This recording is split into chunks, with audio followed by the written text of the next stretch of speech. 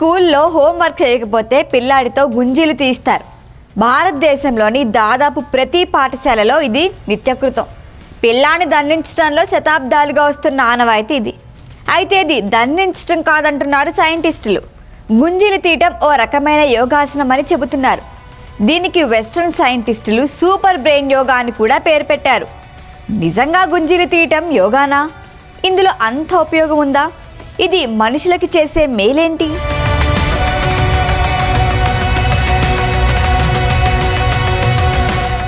మనకి తెలియకుండానే భారత్లో వందల ఏళ్లుగా దీన్ని పాటిస్తున్నాం. ఇప్పటి తరం మాత్రం గుంజీలు తీయటం మానేసింది. హోంవర్క్ చేయకపోతే దండించడం, క్లాస్ రూమ్లో నిలబెట్టడం లాంటివి చేస్తున్నారు. దీని బదులు గుంజీలు తీయించాలి. ఇదే సూపర్ బ్రెయిన్ యోగా. గుంజీలు తీయటం అనేది ఇప్పుడు యోగాలో ఓ భాగమైంది. ప్రపంచవ్యాప్తంగా అంతా ప్రాక్టీస్ చేస్తున్నారు.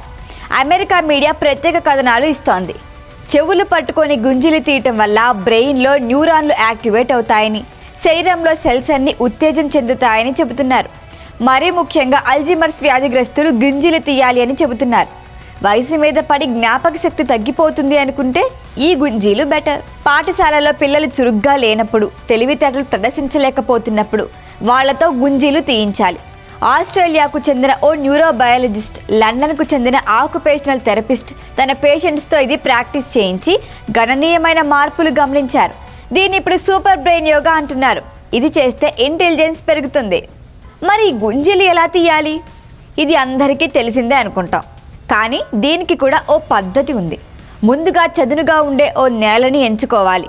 షూ వేసుకోవచ్చు లేదా షూ లేకుండా కూడా చేయొచ్చు. మెడను భూమికి సమాంతరంగా పెట్టాలి. ఇంకా చెప్పాలంటే స్ట్రైట్గా ఉండాలి. కుడి చేత్తో ఎడమ చెవిని పట్టుకోవాలి. అదేవిధంగా ఎడమ చేత్తో కుడి చెవిని పట్టుకోవాలి. అలా పట్టుకునే క్రమంలో ఎడమ చేయి భుజంపై ఉండేలా చూసుకోవాలి. అంటే కుడి చేయి భుజాన్ని తాకదన్నమాట.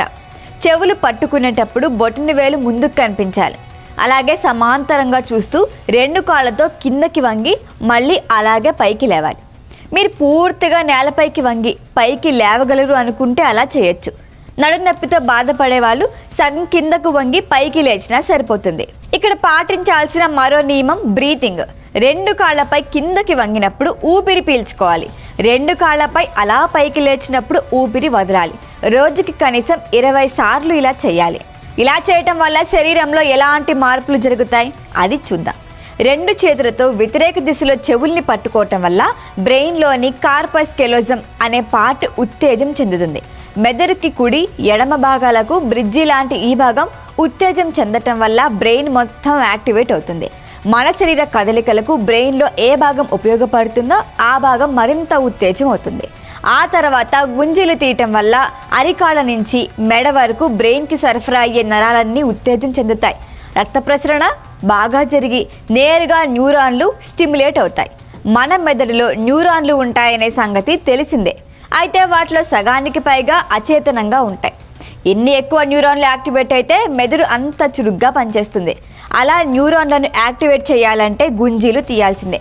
ఇలా గుంజీలు తీయటం వల్ల బ్రెయిన్లో న్యూరో కనెక్షన్లు పటిష్టమవుతాయి. ఫలితంగా ఆల్ఫా తరంగాల సంఖ్య పెరిగి బ్రెయిన్ ప్రశాంతంగా మారుతుంది. ఇవన్నీ సైంటిఫిక్గా ప్రూవ్ అయ్యాయి. అందుకే గుంజీలు తీయటం హాబీగా మార్చుకోవాలి అంటున్నారు సైంటిస్టులు. బ్రెయిన్ స్టిమ్యులేషన్కు అత్యుత్తమం ఈ గుంజీలు. మానసికంగా ఎదగని పిల్లల్లో కొన్ని వారాల పాటు గుంజీలు తీయించి వాళ్ళ బ్రెయిన్ అభివృద్ధి చెందినట్లు గుర్తించారు సైంటిస్టులు. అంతేకాదు ఒత్తిడిని తగ్గించి మెమరీ పవర్ను, ఏకాగ్రతను పెంచినట్లు కనుగొన్నారు.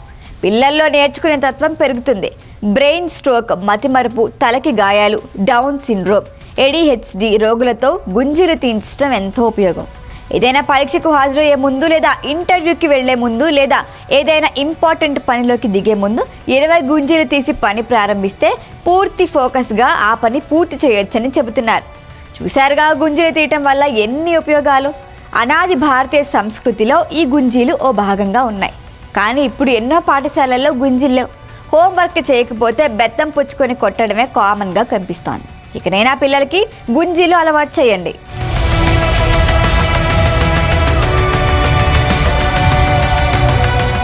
ఈ వీడియో కనుక మీకు నచ్చినట్టయితే లైక్ చేయండి, షేర్ చేయండి, సబ్స్క్రైబ్ చేయండి. అలాగే పక్కనే ఉన్న బెల్ ఐకాన్ని క్లిక్ చేయండి.